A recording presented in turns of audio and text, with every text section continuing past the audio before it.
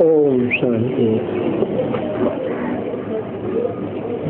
30 नवंबर 1967 मुजफ्फरपुर में भेजी हुई कॉपी।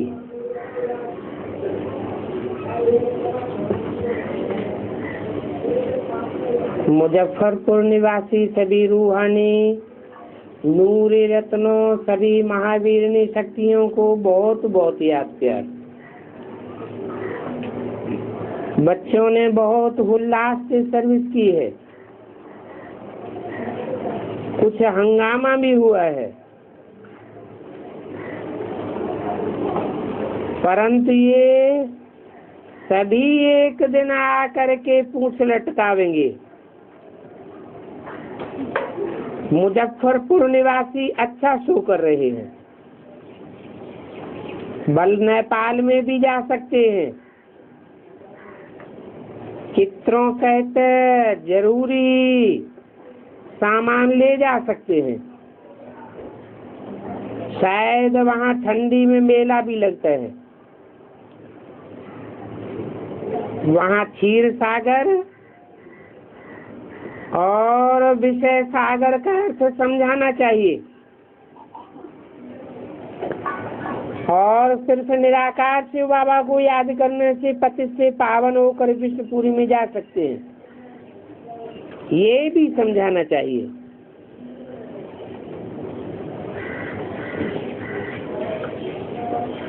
अभी तो पुरुषोत्तम संगम युग है, कायदे अनुसार समझाना होता है पुरुषोत्तम संगम युग पर। कल्प के रात दिन का पुरुषोत्तम संगम युग है। वेद के बाप से इस संगम पर वर्षा पाना है। बेहद स्वर्ग के सुख का तो वर्षा पा लो ना, और पूरा समझाना है कि हठ योगी सन्यासी व मनुष्य मात्र ये रूहानी शिक्षा विश्व के आदि मध्य अंत की ड्यूरेशन की नॉलेज और कोई न जान सकता है न बता सकता है। तो बताओ, ये नॉलेज और कोई नहीं दे सकता है। चित्र मुख्य विनाश काले विपरीत बुद्धि जरूर दिखाना है। सीढ़ी तो जरूरी समझानी है, वो ले जाना है। जो जिस समय स्थापना करते हैं वो फिर उसी समय स्थापना करने आते हैं। परम पिता तो आते ही हैं, पुरुषोत्तम संगम युग पर ही आते हैं। तब पुरानी दुनिया का विनाश और नई दुनिया की स्थापना करते हैं। सभी को पुरुषोत्तम संगम युग पर खड़ा करके खूब अच्छी रीति समझाना है। और बाप कहते हैं, है ना भगवानवाच, देह सहित देह के सभी संबंधों को छोड़े एक की याद में रहो। देहधारियों को छोड़ विदेही शिव बाबा को याद करो। अभी तो स्वयं शिव बाबा कह रहे हैं कि जिस शरीर का आधार लेता हूँ वो भी अपने जन्मों को नहीं जानते हैं। इसने ही पूरे 84 जन्म लिए हैं। 84 जन्मों के अंत के भी अंत वानप्रस्थ अवस्था में इनका आधार लिया है, प्रजापिता नाम से। क्योंकि यज्ञ के लिए ब्राह्मण जरूर चाहिए, प्रजापिता भी ब्रह्मा भी चाहिए, जिनकी मुखवंशावली को प्रजापिता ब्रह्मा कुमार कुमारियां कहा जाता है। और इस संबंध से क्रिमिनल आई धोखा नहीं देंगी, क्योंकि आपस में भाई भाई हो जाते हैं। भाई बहन प्रजापिता के बनने से हो जाते हैं। आपस में प्रजापिता ब्रह्मा कुमार कुमारियां समझने से पुरुषोत्तम संगम युग याद आ जाता है। प्रजापिता ब्रह्मा मुखवंशावली सर्वोत्तम कुल गाया हुआ है। बाद में देवी देवता क्षत्रिय वैश्य और शूद्र, परंतु ब्राह्मण ही सुदर्शन चक्रधारी है। सारी सृष्टि के आदि मध्य अंत को परम पिता जान करके मनुष्य से देवता, फिर क्षत्रिय वैश्य शूद्र, हम सो शूद्र, ऐसे सीढ़ी उतरते हुए दिखाना है और एक ही पुरुषोत्तम संगम युग पर दिखाना है। शिव बाबा की याद में रहने से विकर्म विनाश हो जाते हैं और विश्व का मालिक बन जाते हैं। यूं भी भारत में देवी देवता राज्य होता है। ऐसे पहले ज्ञान, आधा कल्प, फिर आधा कल्प भक्ति, फिर संगम युग पर ज्ञान से पवित्र बन विश्व का मालिक बनते हैं। इनको हार जीत का ड्रामा कहा जाता है। सॉल्वेंट तो फिर इंसॉल्वेंट बनते हैं।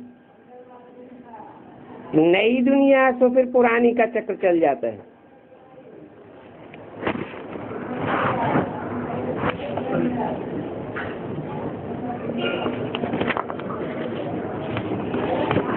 ये अधूरा पत्र है।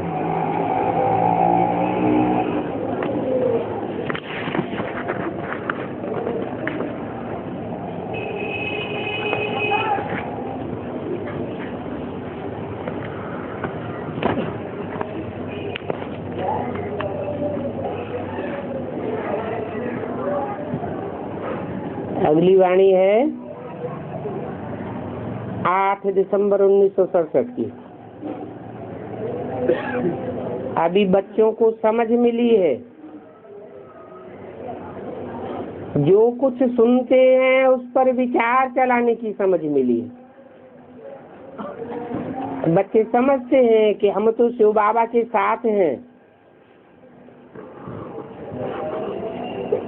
लौकिक बात के साथ होने के लिए ये गीत नहीं गा सकते हैं।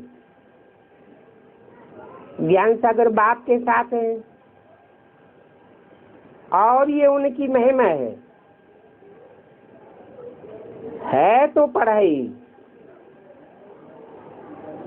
परंतु इसको बरसात नाम क्यों दिया है? क्योंकि आग को बुझाने के लिए पानी जरूर चाहिए।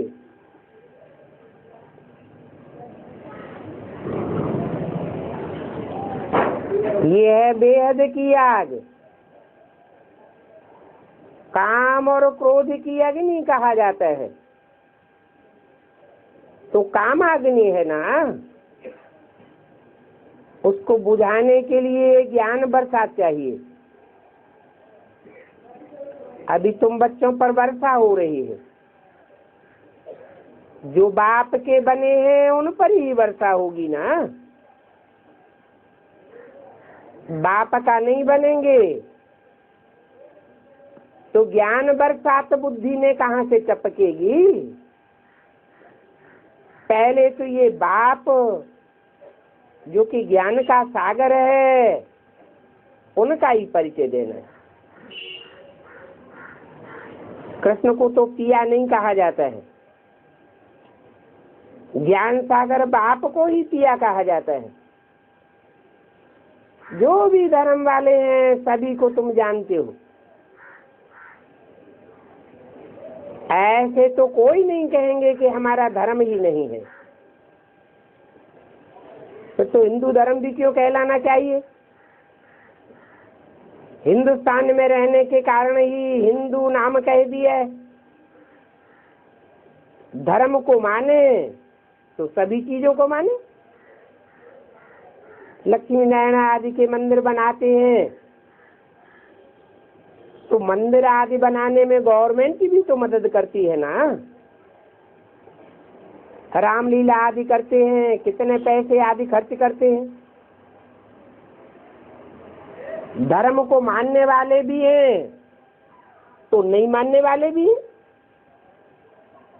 ये बाप जो कि आदि सनातन देवी देवता धर्म की स्थापना करते हैं, वो ही इन बातों को समझाते हैं। तुम अपने धर्म को भी जानते हो, धर्म को भी जानते हो और धर्म स्थापक को भी जानते हो। मनुष्यों को तो ये पता ही नहीं है कि आदि सनातन देवी देवता धर्म की स्थापना कोई शिव बाबा करते हैं, ये और कोई जानते ही नहीं। तुम्हारे इस गोले में भी लिखा हुआ है, आदि सनातन देवी देवता धर्म स्थापन करने वाला परम पिता परमात्मा शिव बाबा।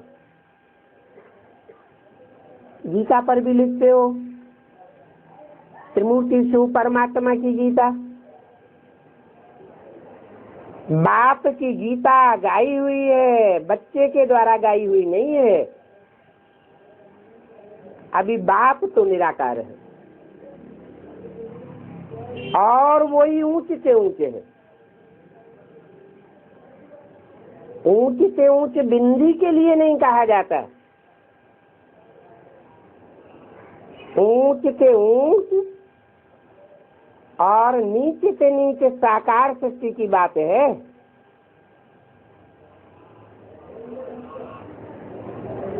बिंदु बिंदु आत्माओं के बाप ज्योति बिंदु को तो नंबर 1 में भी नहीं कहेंगे।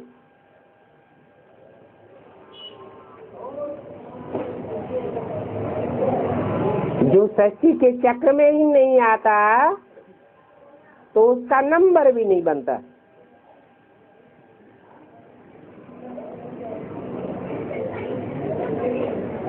तुम तो नंबर 1 से भी ऊंचे हो।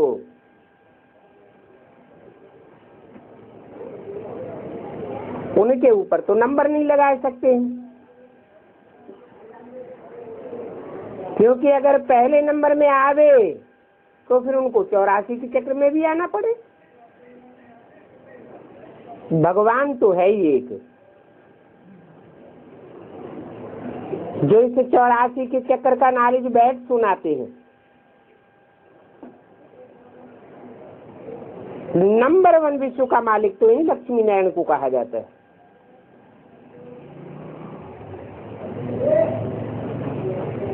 शिव बाबा को नहीं कहेंगे।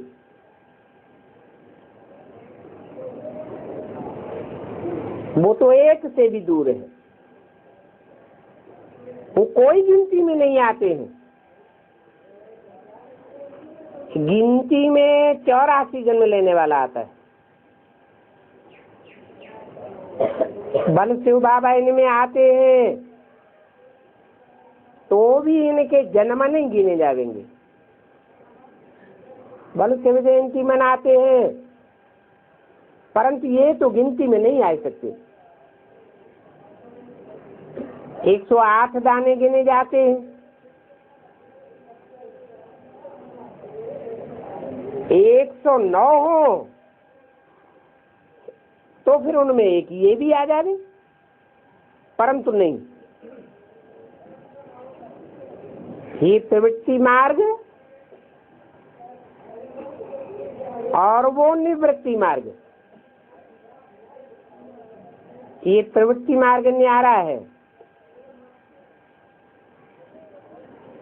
बाप कहते हैं मैं तो एक ही हूँ। गिनती में तो वो ही आते हैं जो कि चक्र में आते हैं। मैं तो आता ही हूँ सिर्फ पतितों को पावन बनाने के लिए।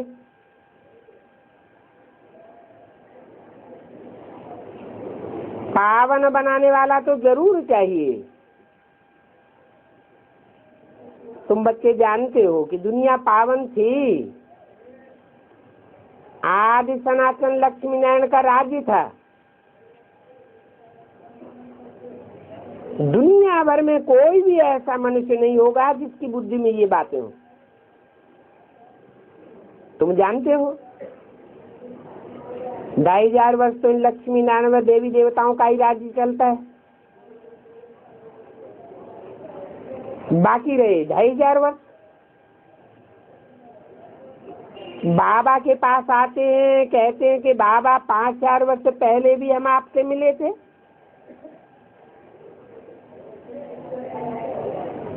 आप पर 5,000 वर्ष पहले भी हम कुर्बान हुए थे, अभी हम फिर आए हैं, कुर्बान जावे। जन्म जन्मांतर की जो आस थी वो पूरी हो रही है। बाबा आप फिर आवेंगे, फिर हम आपसे वर्षा जरूर लेंगे। बच्चे ही तो वर्षे के हकदार बनते हैं, हर एक हैं जो भी धर्म के हैं उसी धर्म के रहेंगे। तुम बेहद के बाप से वर्षा लेते हो, अभी 3 बाप इकट्ठे होते हैं तो तुमको वर्षा मिलता है, और तो कोई ऐसा होता ही नहीं है। क्रिश्चियन करके क्राइस्ट का वर्षा लेंगे, परंतु वो लोग तो अपने धर्म पर बहुत पक्के होते हैं, फिर कच्चे कौन होते हैं?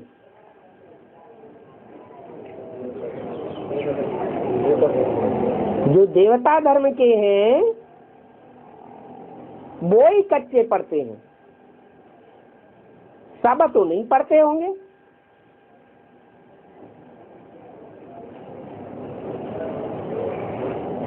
कोई कोई ऐसे हैं जो सीखने के लिए आते हैं,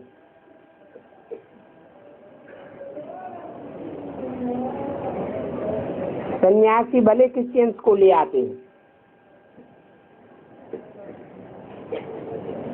परंतु वो कोई अपने धर्म को छोड़ते थोड़े ही हैं, सिर्फ आते हैं, आकर के देखते हैं कि वास्तव में किसने प्राचीन राजयोग सिखाया था। जिस समय ये प्राचीन राजयोग सिखाया था उस समय सारे विश्व में शांति स्थापन हुई थी, परंतु ये किसी को पता नहीं है। सारे विश्व में शांति तो तभी हो सकती है जब कई सारे ही परम धाम में पहुंच जाएं। प्रलय माना ही शांति, परंतु बाप समझाते हैं प्रलय तो होती ही नहीं है। भले शास्त्रों में दिखाया है कि प्रलय हुई, 8/12/67 की वाणी का दूसरा पेज, 5 पांडव और 1 कुत्ता बचा। ये तो जैसे कि एक कहानी बनाई दी है। बाबा तो मिसाल देते हैं, समझो ये बच्चा है, मानता है कि मैं आगे आदि सनातन देवी देवता धर्म का था, फिर ड्रामा अनुसार मैं अपने धर्म को भूल करके हिंदू कहलाने लगा, अभी फिर बाप का बना हूं, पवित्र भी बनते हैं। समझो ये शिव बाबा को याद करना छोड़ करके क्राइस्ट को याद करने लग जाए, फिर इनकी वो पहले वाली समझ तो चली गई ना। देवी देवता धर्म तो सदी से अच्छा है, ये क्रिश्चियन धर्म तो 3rd ग्रेड वाला है। 1st ग्रेड वाला कौन सा हुआ? आदि सनातन देवी देवता धर्म। 2nd ग्रेड, फिर 2nd ग्रेड किसे कहें? है बौद्ध धर्म।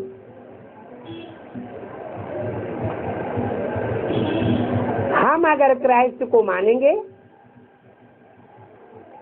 फिर तो हम स्वर्ग में आ ही नहीं सकेंगे। क्यों? क्योंकि क्राइस्ट ही स्वर्ग में नहीं आता है।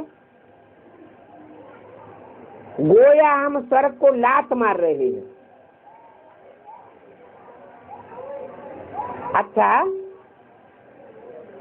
फिर कोई मुसलमान बन जाते हैं? ऐसे होता तो बहुत है ना। हिंदू ही दूसरे दूसरे धर्मों में कन्वर्ट होते रहे। ये बाबा ने भी 12 गुरु किए।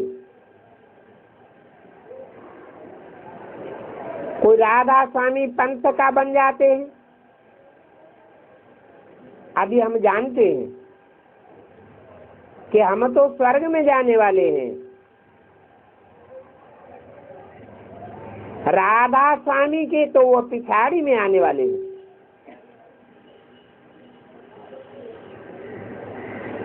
स्वर्ग में तो जा ही नहीं सकेंगे। फिर जब स्वर्ग में जा ही नहीं सकेंगे तो स्वर्ग की स्थापना करने वालों को याद कैसे करेंगे? ऐसे तो नहीं है कि सभी को याद करने लग जाएंगे। वो तो फिर भक्ति मार्ग में भी व्यभिचारी भक्ति हो जाती है। भक्ति मार्ग में भी सभी भक्त तो व्यभिचारी नहीं होते हैं।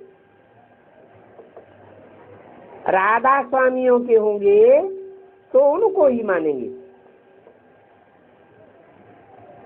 संन्यास धर्म के होंगे तो संन्यास धर्म को ही मानेंगे। वास्तव में एक धर्म को पकड़ना चाहिए, नहीं तो आखिरी समझ में ही नहीं आता है कि किस झाड़ की चिड़िया है। कोई तो ऐसे हैं कि क्राइस्ट को व साईं बाबा को ही याद करने लग जाते हैं। मुसलमान है वो भी मोहम्मद के पीछे आया है। इस्लामी धर्म तो अलग है। मोहम्मद को तो अभी बहुत थोड़ा समय हुआ है, तो उनको भी याद करते हैं तो दूसरे को भी याद करते हैं। एक को याद किया तो फिर दूसरा धर्म वाला भूल जाना चाहिए ना। एक को ही पकड़ना चाहिए। तीनों चारों धर्मों में तो आवेंगे ही नहीं। जो आता है उन्हीं को गुरु बनाए लेते हैं। फिर ऐसे क्या वर्षा पावेंगे? वर्षा तो पा ही नहीं सकेंगे। वो फिर भक्ति की लाइन में आ जाते हैं। कौन? जो अनेकों को मानते रहते हैं। ज्ञान की लाइन में ऐसे नहीं आ सकते।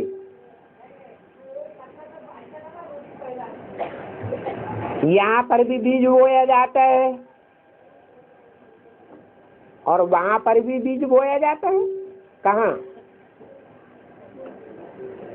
और धर्मों के जो बनते हैं वो भी बीज डालते हैं। जहाँ बीज डालते हैं वहीं से प्राप्ति होगी।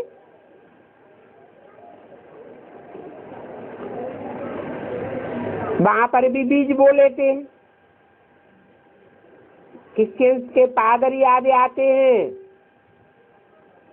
तो भी वो पंडित आदि तो इकट्ठे करते ही है ना, तो उनको भी दे देते हैं।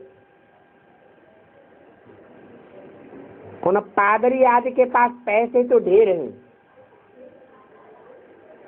उससे ही खर्चा करते हैं। वो जास्ती भीख नहीं मांगते हैं।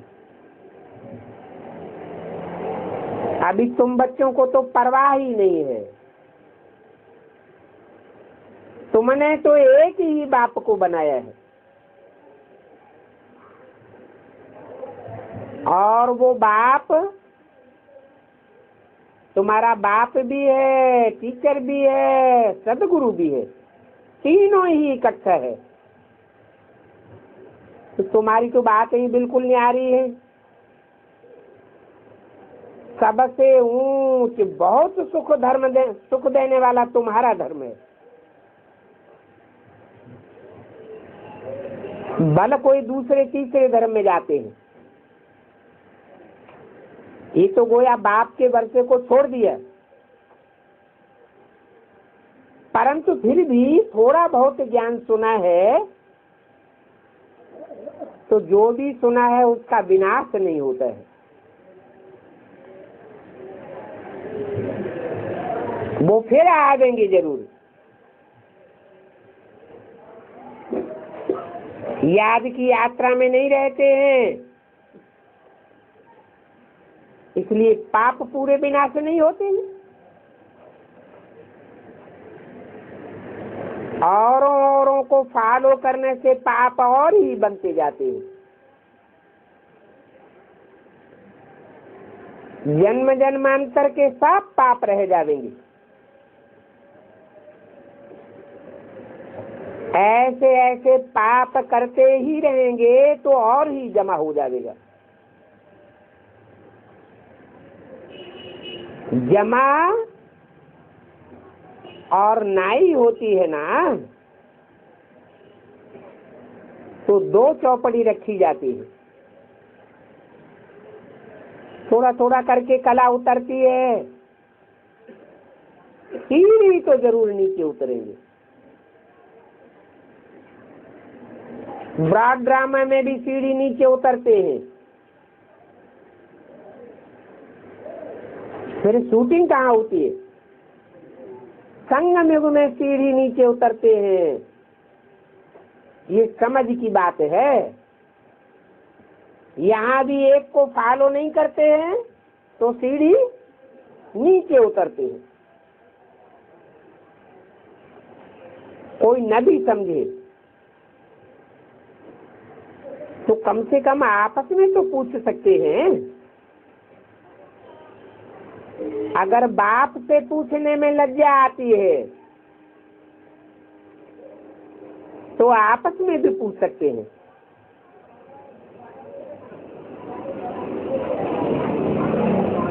आपस में भी समझ में नहीं आता है,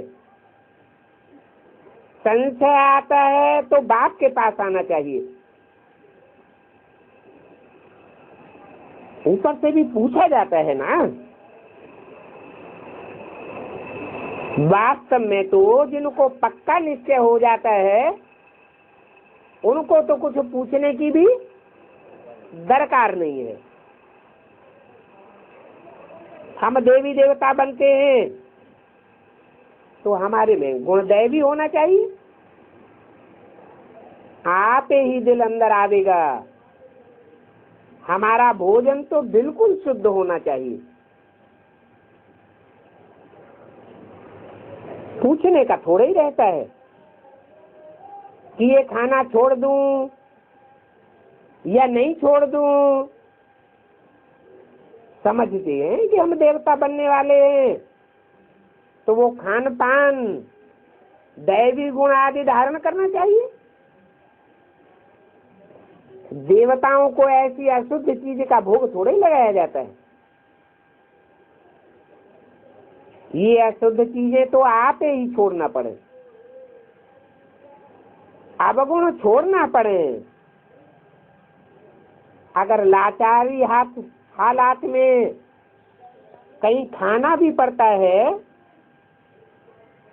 तो इसके लिए भी बाबा ने समझा दिया है। बाबा तो हर बात मुरली में समझाते रहते हैं। कोई को मैस आदि में खाना पड़ता है तो कहते हैं तुम याद में रह करके खाओ। पक्की पक्की याद में रह करके खावेंगे तो असर नहीं होगा।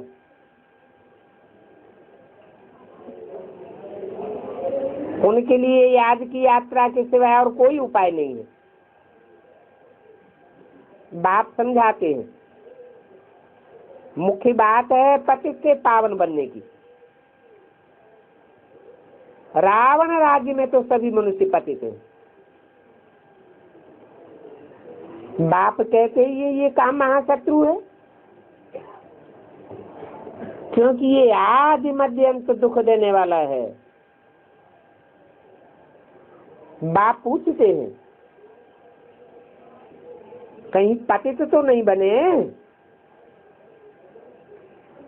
पापों की सफाई का रास्ता भी बताते हैं, और वो रास्ता तो एक ही है, दूसरा कोई भी रास्ता नहीं है।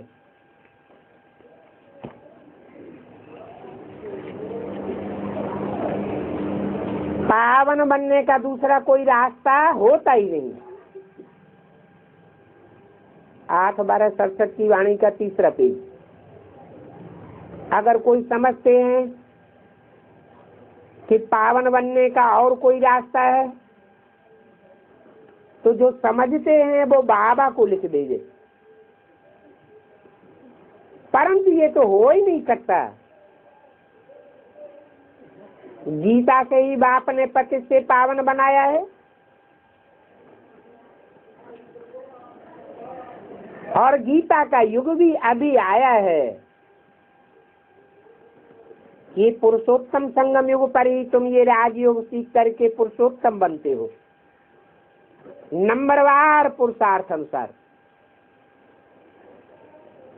दूसरा कोई शास्त्र तो है ही नहीं जिससे पतित से पावन बने। संगम युग भी जरूर चाहिए। सर्व का सदगति दाता पतित पावन एक कोई कहा जाता है। बच्चे समझते हैं, वो एक बात हमको पढ़ाते हैं। फिर आधा कल्प रावण राज्य होता ही नहीं है। जो पाप बने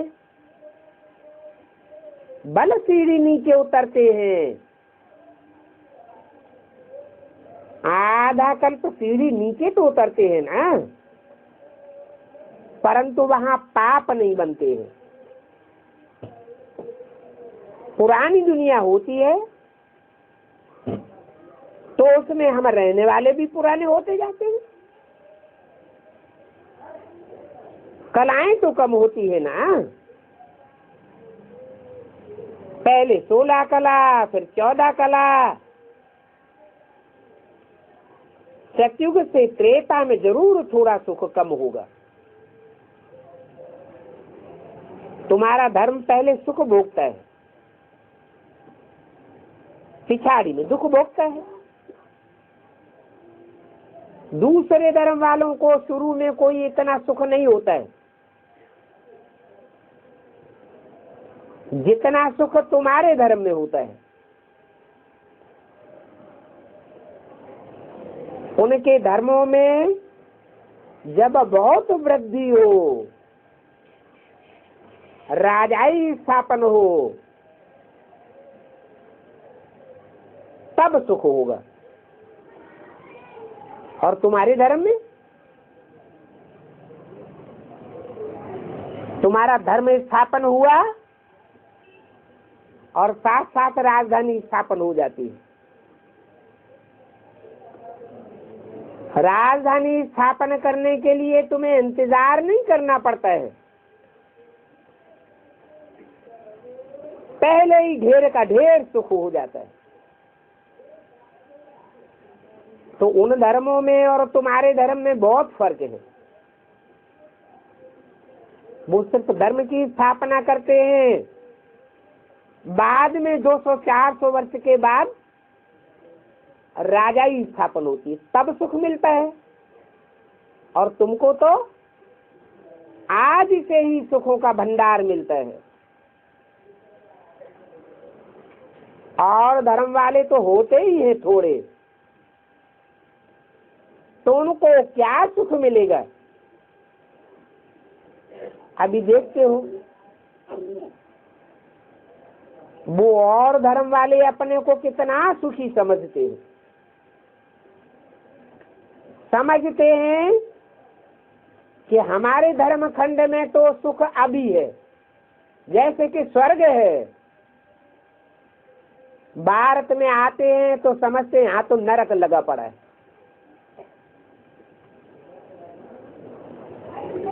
आगे ये बिजली आदि थोड़ी ही थी। भले इस समय उन धर्मों वालों का राज्य है, परंतु फिर भी कहेंगे तो कलयुग ना। ये हुनर सब प्रकार के इनों के अभी निकले हैं। ये माया का पामपिंड सो अंत समय का है। पहले पहले तो ये अल्पकाल के सुखों की इन्वेंशन विलायत में होती है। ये सब साइंस घमंडी है। तो जैसे अपने को स्वर्ग से भेंट करते हैं, ये माया का पंप है ना, अल्पकाल का पंप है। कितने भव कैसे रहते हैं, शास्त्रों में दिखाया है। यादवों को बड़े बड़े महल माड़ियां अटारियां थे, बड़े बड़े वैभव वाले थे।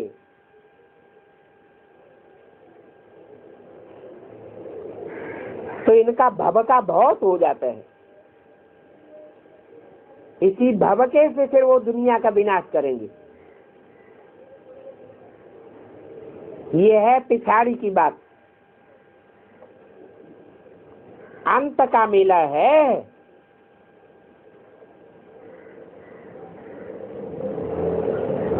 कहते हैं ना, मेला मता माल खता। जब साइंस बहुत जोर से हो जाएगी, अति हो जाएगी, तो ये सब खलास हो जाएगा। रावण राज्य का माल सारा खत्म हो जाएगा, एंड हो जाएगी। फिर नई दुनिया आवेगी। इन आंखों से अभी तुम जो भी माल मिल्कियत देखते हो, वो फिर आगे रहने की नहीं है। सभी आत्माएं नीचे आ जाएंगी। बहुत बड़ा मेला हो जाएगा। ये पुरानी दुनिया का जो कुछ भी देखते हो, वो सब खप जाएगा, विनाश हो जाएगा।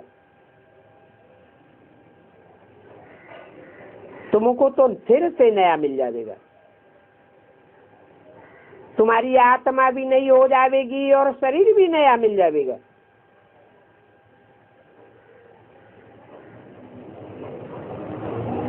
तुम्हारी वो दुनिया है ही सुख की दुनिया। वहां और कोई धर्म नहीं होगा, और कोई धर्मखंड भी नहीं होगा। तुम्हारा ही राज्य होगा। ये पुरानी दुनिया वहां नहीं होगी। और तुम अभी नई दुनिया के लिए पढ़ते हो। ये तुम्हारी पढ़ाई पुरानी दुनिया के लिए नहीं है। स्कूल में तो मर्तबे होते हैं, धर्म में मर्तबे की बात नहीं होती है।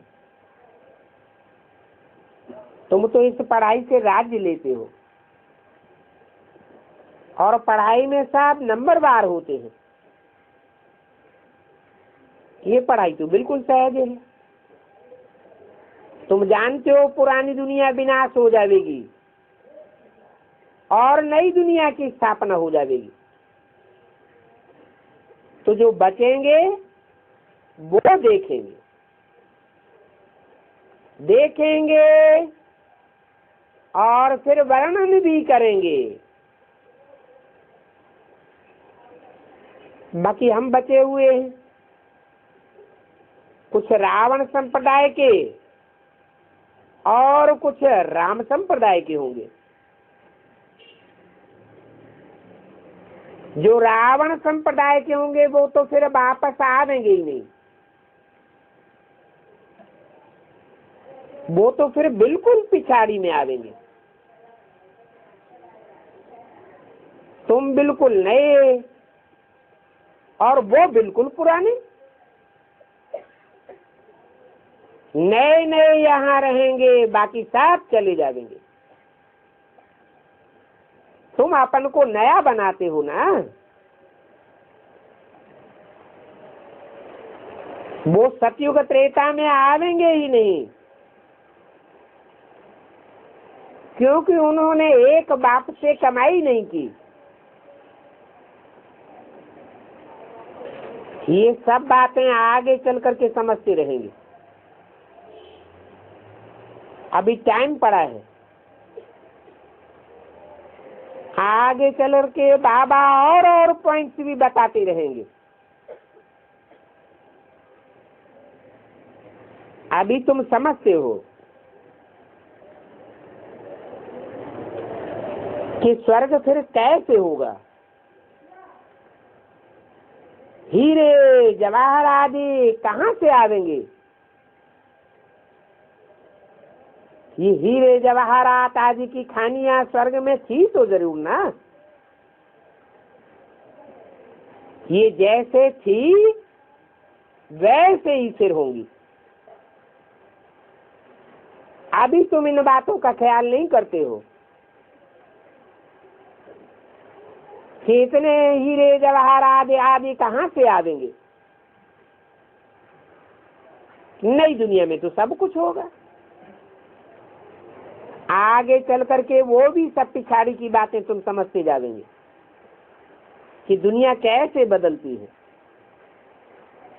सोना, हीरे, जवाहर ये सब कहाँ से आते हैं?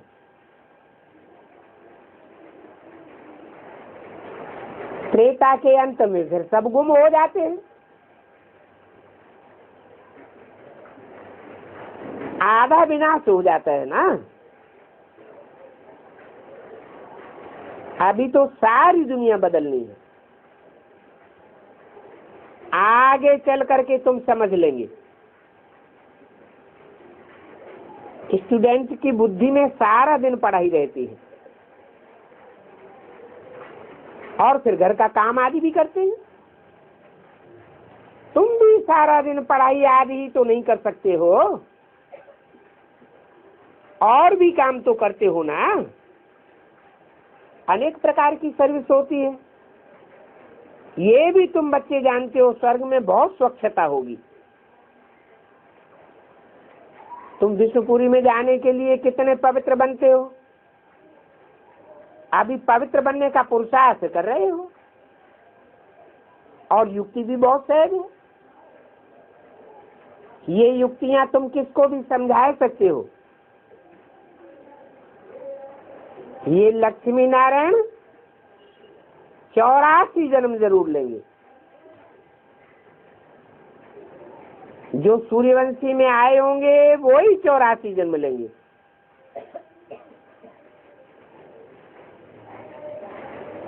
जो सूर्यवंशी में नहीं आए होंगे वो 84 जन्म नहीं लेंगे। कौन से लक्ष्मी नारायण की तरफ इशारा करते? चाहे संगम युगी हो या सतयुग के पहले लक्ष्मी नारायण हो, उनकी यादगार मंदिरों में दिखाई जाती है। बाकी जो लक्ष्मी नारायण सतयुग में होते हैं वो सब कम कलाओं वाले होते हैं। उनको सूर्यवंशी पक्का नहीं कहेंगे। औरों की बातें सुनने लग पड़ते हैं। वो पिछाड़ी वाले भी आते रहेंगे।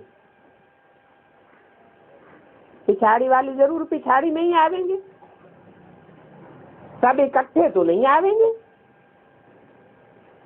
धीरे धीरे सतयुग त्रेता में आते रहेंगे नंबरवार। जैसे पहले रहे होंगे वैसे ही आते रहेंगे। तुमने देखा है आसमान से स्टार्स कैसे गिरते हैं? गिरते हैं तो देखने में तो आते हैं ना।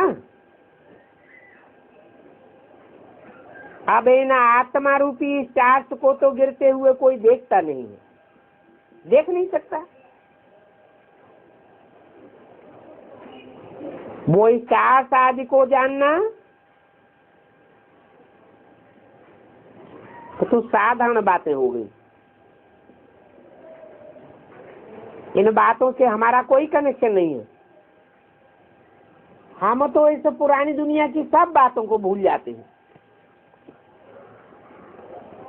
फिर भी पुरुषार्थ करते हैं पावन बनने का।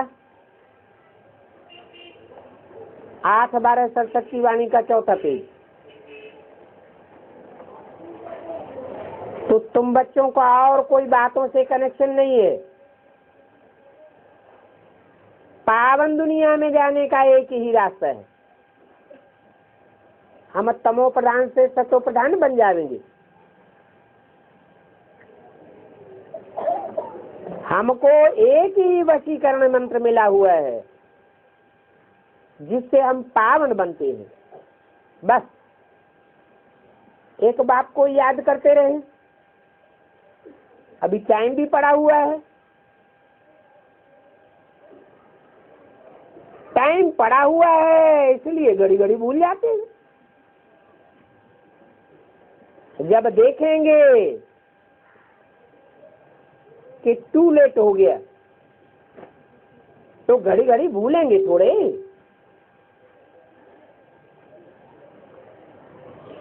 नहीं तो बाबा युक्तियां बहुत सहज बताते हैं। जो 5000 वर्ष पहले युक्ति बतलाई थी और जब बतलाई थी तब ही बतलावेंगे। 5000 वर्ष पहले भी कहा था अपन को आत्मा समझ बाप को याद करो। पहले भी तुमने ये प्रैक्टिस की है, अभी फिर रिपीट करते हो। बाप ने कल पहले भी ऐसे ही पावन बनाया था। बाप कहते हैं अपन को आत्मा समझ पावन बनने के लिए एक बाप को याद करो। पतित बनने में तुमको 5000 वर्ष लगते हैं और पावन बनने में एक जन्म लगता है। ऐसे क्यों?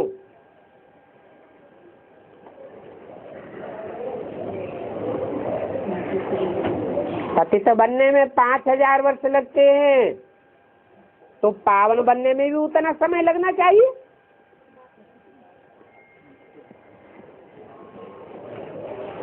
तुम बच्चे जो एक बाप को याद करते हो उनको उतना ही समय कैसे लगेगा? जो औरों को याद करने लग पड़ते हैं वो पावन नहीं बनते।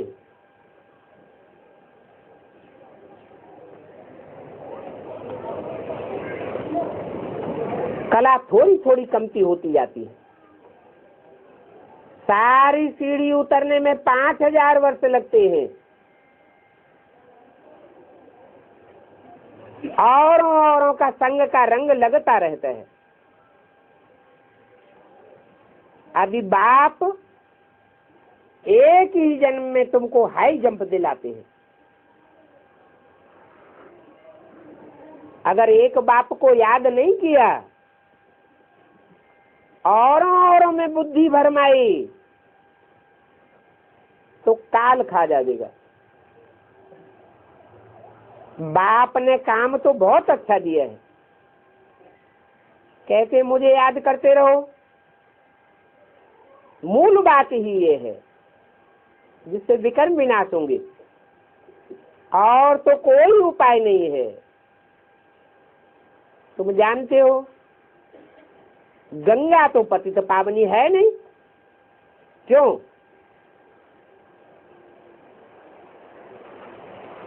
गंगा पतित पावनी नहीं है तो गंगा का भक्ति मार्ग में इतना गायन क्यों है?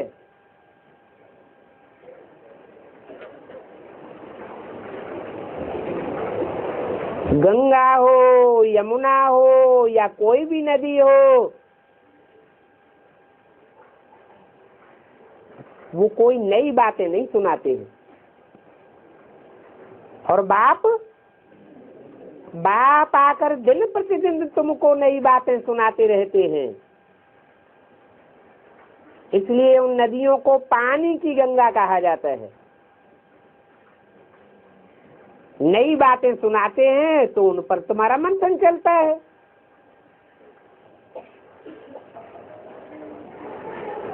नई बातें सुनने से तुम्हारी नई दुनिया बनती है। वो तो शास्त्रों की पुरानी ही बातें सुनाते रहते हैं। वो नदियां भी जो कुछ सुनावेंगी वो मंथन करके कोई नया नहीं सुना देंगी, वही पुरानी पुरानी बातें।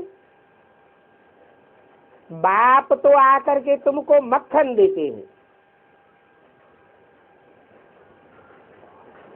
तो ये पावन बनने की मुख्य बातें हैं।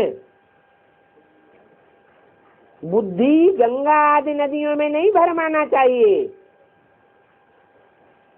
एक को याद करना है। बच्चे जानते हैं एक को याद करने में टाइम लग जाता है।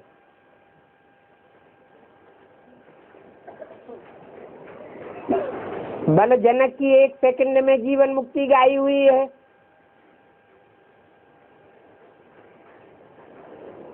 परंतु तुमको टाइम क्यों लग जाता है?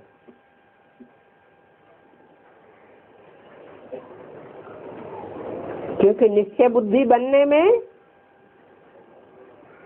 समझने में टाइम लगता है। ये पावन बनने की मुख्य बातें हैं। घड़ी घड़ी भूल जाते हो, इसलिए तुम चार्ट रखते हो। अपने दैवी गुणों को भी देखना है। जितना जितना पावन बनते जावेंगे दैवी गुण स्वतः ही आते जावेंगे। याद करने वालों में दैवी गुण और ज्ञान स्वतः ही समा जाएगा।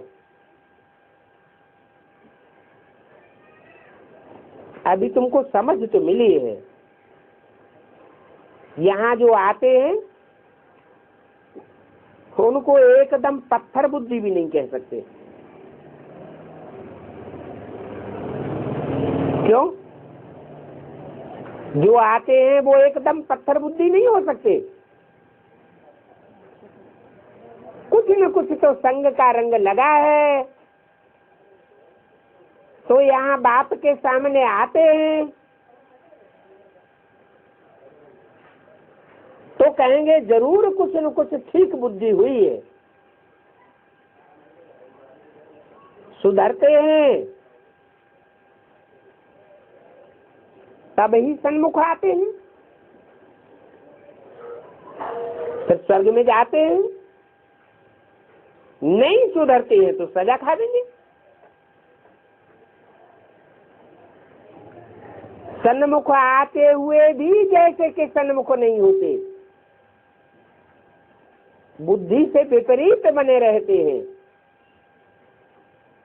तो उनको सन्मुख कहेंगे या विमुख कहेंगे? विमुख हो जाते हैं, फिर सजा खावेंगे, बेइज्जती होगी और पद भी कम हो जाएगा। तो बाप समझाते तो बहुत हैं,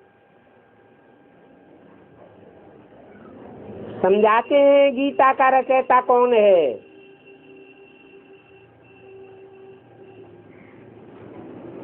गीता माता है। गीता माता की रचना, रचने वाला पिता कौन है?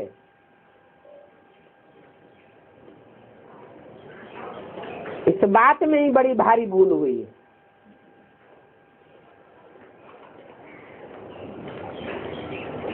कौन भूला?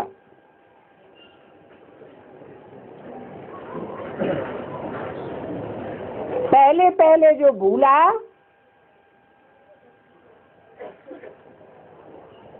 वो अंत तक भूला बना रहता है। जब तक उसकी भूल न सुधरे तब तक और कोई की बुद्धि में बैठ न सके। बैठता भी है नंबरवार पुरुषार्थ अनुसार, फिर भूल जाते हैं। और शास्त्र तो ढेर हैं, परंतु भारतवासियों का तो एक ही शास्त्र है। सारी दुनिया जानती है भारत का एक ही शास्त्र गीता है, जो सर्वशास्त्र शिरोमणि गाया हुआ है। और उस गीता को पढ़ाने वाला टीचर एक ही है। जिस टीचर से तुम देवता बनते हो, दैवी गुण भी जरूर धारण करने हैं। ड्रामानुसार तुमने जैसे पुरुषार्थ किया था वैसे अब भी करते रहते हो। उस पुरुषार्थ में जरा भी फर्क नहीं पड़ सकता। साक्षी होकर के देखा जाता है कि हर एक का कैसा पुरुषार्थ है। समझ तो सकते हैं ना। जो अनन्य अच्छे अच्छे बच्चे हैं वो तो झट बतावेंगे कि इनका पुरुषार्थ मीडियम है।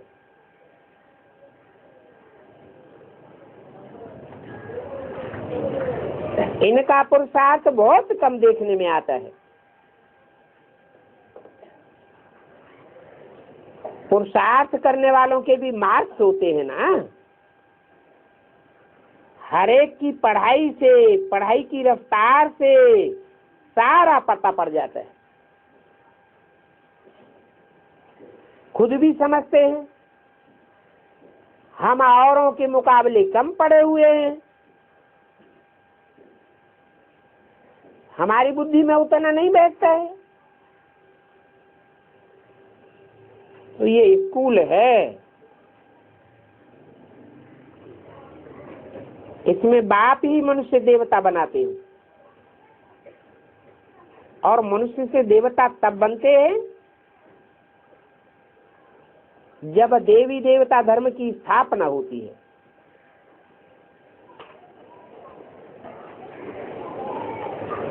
जब तक देवी देवता धर्म का फाउंडेशन न पड़े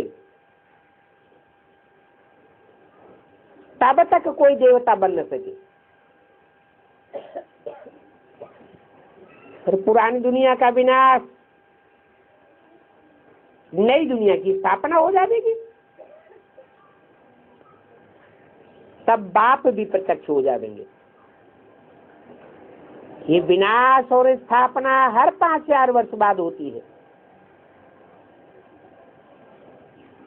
टोटल विनाश तो होगा ना, टोटल स्थापना हो जाएगी तो टोटल विनाश भी हो जाएगा। सत्युग में इतने थोड़े ही होंगे, जरूर विनाश होगा।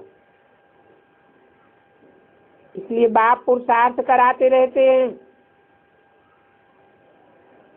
कम पढ़ेंगे, कम याद करेंगे तो दर्जा भी कम पाएंगे। और दर्जे तो नंबरवार बहुत होते हैं। हमारे पास जास्ती पढ़ने पढ़ाने वाले कौन कौन हैं वो तो तुम सब समझ सकते हो। उनकी लिस्ट भी तुम निकाल सकते हो।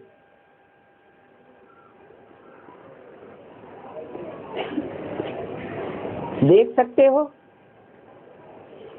कुमारका के बदले, मनोहर के बदले दूसरा कोई नाम दे सकेंगे? समझते हैं मनोहर है, गंगे है, अच्छी तरह से बोले, तो जरूर ऐसा अच्छा पुरुषार्थ करने वाले अच्छा पद पावेंगे।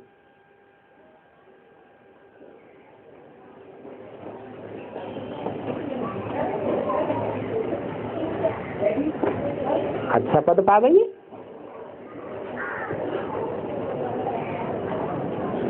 गंगे दादी ने तो शरीर भी छोड़ दिया, पद डिक्लेयर हुआ है। और कुमार का दादी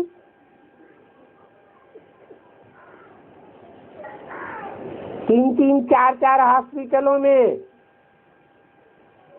कामा में रह करके आ गई।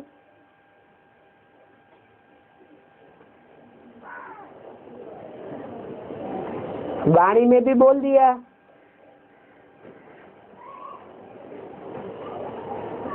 माया थक चुकी है।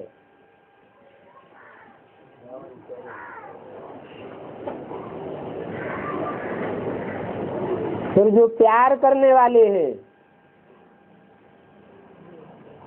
उनके जन्म जन्मांतर के फॉलोअर हैं, उन्होंने स्पेशल बुद्धि योग लगाया, स्पेशल याद के प्रोग्राम रखे गए, तो थोड़ा समय ठहर गए।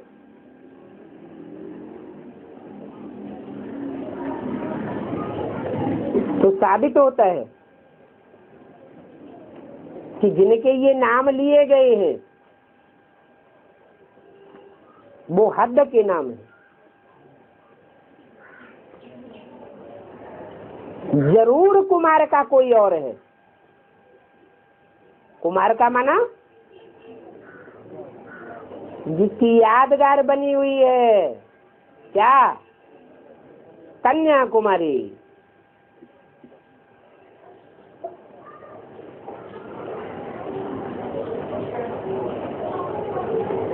जरूर कोई गंगे और है जिसको चित्रों में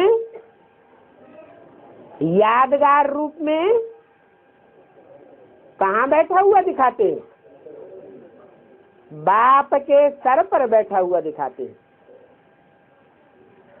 जो बहुत प्यारे सर्विसेबल बच्चे होते हैं, बाप प्यार में आकर के उनको सर पर चढ़ा लेते हैं।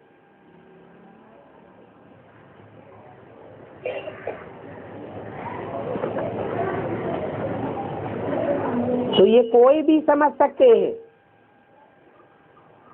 कि बेहद का बाप बेहद के बच्चों से बेहद की बातें करते हैं। बाबा से कोई पूछे तो बाबा झट बता देंगे, क्योंकि बाबा को तो सबूत चाहिए।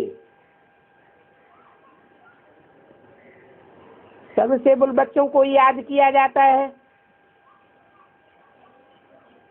और नाम भी उन्हों के ही लिखते हैं कि फलानी को सेवा के लिए भेजो। समझ तो सकते हैं हम पाउंड बनेंगे या बर्थ पैनी बनेंगे, बुद्धि भी कहती है हम सर्विस तो कुछ नहीं करते हैं। आत्मा फील करती है मेरी बुद्धि कम है, हर एक समझ सकते हैं। ये देवी देवता धरा सनातन धर्म की राजधानी स्थापन हो रही है।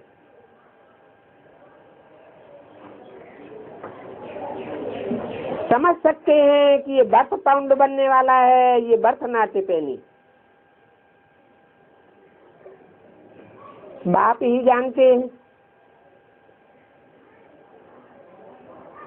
कि ये आत्मा प्रजा में कितना साहूकार बनेगी। बाकी माला के दानों में कौन कौन है वो तुम भी समझ सकते हो। प्रजा में कौन कौन साहूकार बनेंगे कौन फर्स्ट क्लास साहूकार बनेंगे, कौन सेकंड क्लास साहूकार बनेंगे, कौन क्या बनेंगे, वो सारा डिटेल तुम नहीं समझ सकेंगे। बहुत बहुत वास्ट डिफरेंस हो जाएगा। तो बच्चों को पुरुषार्थ करना चाहिए अच्छा बनने का। पुरुषार्थ किसको कहा जाता है, ये भी बहुतों को समझ में नहीं आता है। किसको कहा जाता है? आत्मा के कल्याण के लिए जो भी तन से, मन से, धन से जो कुछ भी किया जाता है, शरीर के लिए नहीं, किसके लिए? आत्मा के कल्याण के लिए। आत्मा का कनेक्शन भविष्य 21 जन्मों से और 21 जन्मों के आधार पर 63 जन्मों से भी है। जब आत्मा बुद्धि में आती है तो आत्मा का प्रारब्ध 84 जन्मों का बुद्धि में आ जाता है। देह के लिए जो पुरुषार्थ किया जाता है उसे स्वार्थ की लिस्ट में डाला जाता है, उसे परमार्थ नहीं कहा जाता।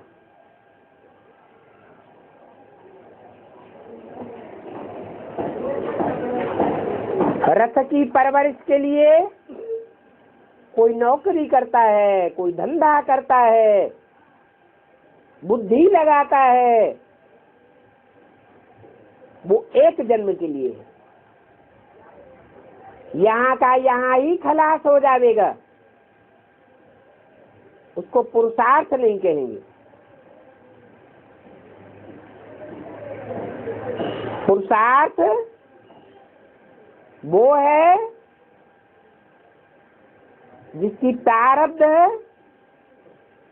भविष्य जन्मों के लिए बनती है। वो यहाँ ही मान मर्तबा लेना चाहते हैं, उसको स्वार्थ कहेंगे या परमार्थ कहेंगे? वो स्वार्थ के खाते में चला जाता है।